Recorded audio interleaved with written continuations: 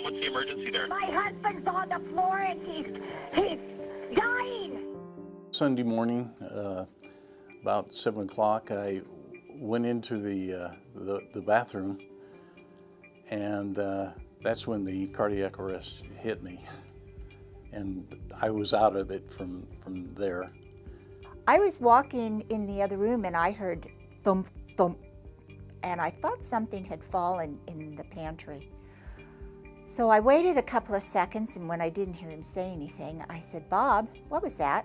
Bob?" And he didn't answer. So I pushed open the door, and he was wedged. It's a small bathroom. He was wedged up against the door. I had trouble getting in. But I pushed my way in and leaned over him. His eyes were open, and he was kind of convulsing, and his eyes were open, but I could see nobody was home. When I went down, Gail performed CPR, and she called 911, and the gal told her, "You need to pump faster." And she did, and then of course Gail was waiting for the paramedics to come. She says, "Where are they? They're only about 3 blocks away and they're not here yet." I'm pumping, and then I count 1, 2, 1, 2, 1, 2. 2, 1, 2, 1. Okay, I know it's tiring, but you can continue to do that, okay? I don't mind doing this. Okay, good. 2. This is my husband. Okay. 47 years. Well, I want to make 48. 1, 2. I knew I had to do something. He's starting to change colors. He was turning very dark. And she said, "Faster, you need to do it faster." So I started 1, 2, 1, 2, 1, 2, and I put all my weight into him. When we arrived on scene, she was in the bathroom with her husband on the floor doing CPR. We checked on her. She was actually doing really good hands-on CPR at that point in time. I remember congratulating her and telling her she did a great job. Because of her, that's why we had something to work with a little bit later in the morning. One paramedic or one man was with me. I don't know if he was a fireman. I think he might have been. Was with me in that room. And I assumed that he wanted to make sure I wasn't going to collapse on him. And I could hear them talking. And they'd say, "Do it again." No response. "Do it again."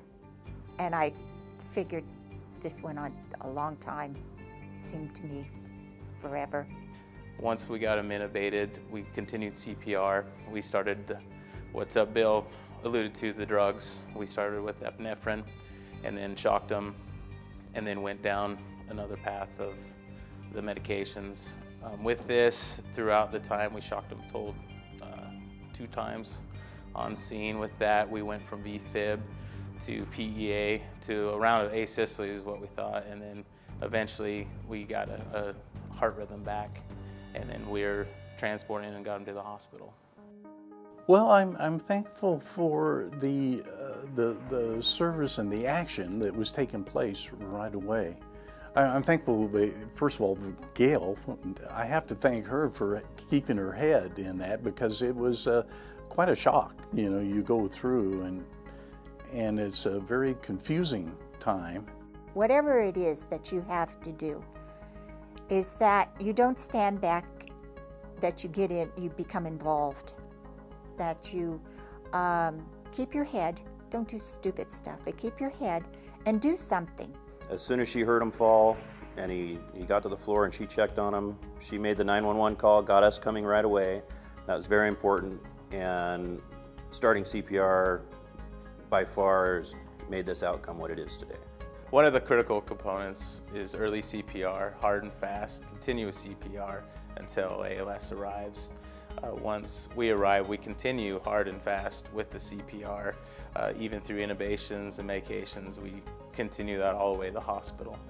Again, it's time to be thankful that each day you're here. You have this, 4 years I'm thankful for that I wouldn't have had.